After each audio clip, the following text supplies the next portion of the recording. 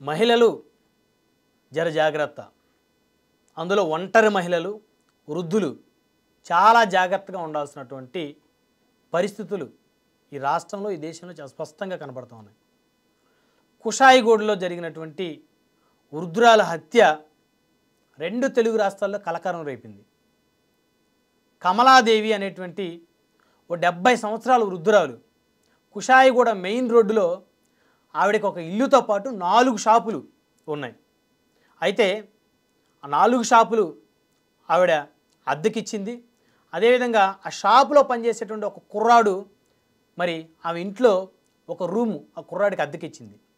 అయితే ఆ కుర్రాడికి తెలుసు ఆవిడ ఒంటరి మహిళని, ఆవిడ మీద హత్య చేసి ఆవిడ దగ్గర ఉన్నటువంటి డబ్బులు బంగారం దోచుకొని పోతే ఎవ్వరూ ఆవిడని కాపాడటానికి ముందుకు రారని బాగా గ్రహించినటువంటి ఆ సైకో కమలాదేవి అనేటువంటి ఆ 70 సంవత్సరాల వృద్ధురాల్ని అత్యంత దారుణంగా చంపి మరి ఆవిడని చంపిన తర్వాత ఆవిడ మీద నుంచొని డ్యాన్సులు వేస్తూ వీడియోలు తీసుకొని ఆ వీడియో తన స్నేహితులకు కూడా ఫార్వర్డ్ చేశాడు. అంటే మాయమైపోతున్నాడు మనిషి అన్నవాడు అనేదానికి చాలా స్పష్టమైన ఉదాహరణ ఇది. మనిషి మాయమైపోతున్నాడు, మానవత్వం మంట కలిసిపోతుంది, ఉచ్చం నీచం పూర్తిగా లేకుండా మనిషి బతుకుతూ ఉన్నాడు. దానికి ఇదే పెద్ద ఉదాహరణ. కాబట్టి ఈ కుషాయిగూడలో జరిగినటువంటి 70 సంవత్సరాల వృద్ధురాలి హత్యని ప్రతి ఒక్కరూ కూడా ఒక డేంజర్ బిల్లాగా భావించాలి. ఎందుకంటే సైకోలు మీ చుట్టూనే తిరుగుతారు. మీకు ఉదయాన్నే పాలు పోసే పాలవాడి రూపంలో, మీకు పేపర్ వేసే పేపర్ బాయ్ రూపంలో, మీకు రోజువారీ కిరాణా సరుకులు తీసుకొచ్చేటువంటి వాళ్ళ రూపంలో, మీకు డెలివరీ బాయ్ల రూపంలో. మీరు జొమాటోలో ఆర్డర్ పెడుతున్నారా? మీరు ఒంటరి మహిళ, చాలా జాగ్రత్తగా ఉండండి. ఎందుకంటే వీళ్ళందరూ మిమ్మల్ని గమనిస్తూ ఉంటారు. అందులోనూ హైదరాబాద్ అతిపెద్ద మహానగరం.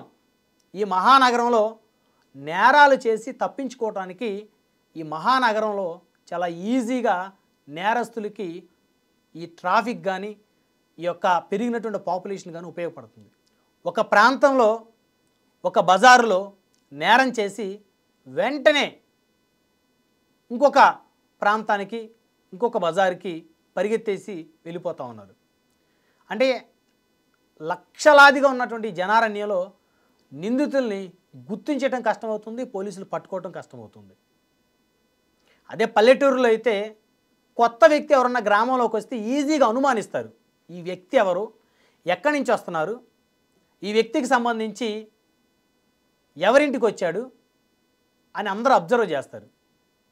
కానీ పట్టణాల్లో ఆ పరిస్థితి ఉండదు. అందులో అపార్ట్మెంట్లో ఉండేవారు, ఒంటరిగా ఉండేటువంటి వ్యక్తులు, వారు ఎవరిని కూడా అనుమానించే పరిస్థితి లేకుండా పోతుంది.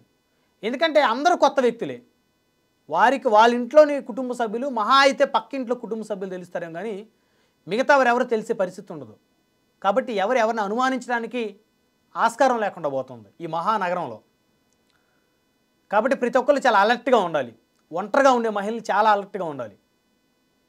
మీరు ఏదైనా ఫుడ్ ఆర్డర్ చేసుకున్నా, ఏదైనా వస్తువులు ఆర్డర్ చేసుకున్నా, అమెజాన్లోనో జొమాటోలోనో ఆర్డర్ చేసుకుంటే డెలివరీ బాయ్లు కూడా మిమ్మల్ని అబ్జర్వ్ చేస్తూ ఉంటారు.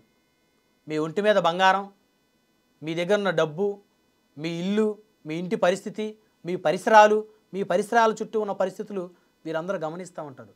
పాలవాడి దగ్గర నుంచి పేపర్ వేసేవాడు, ఆర్డర్ డెలివరీ బాయ్, వీళ్ళంతా.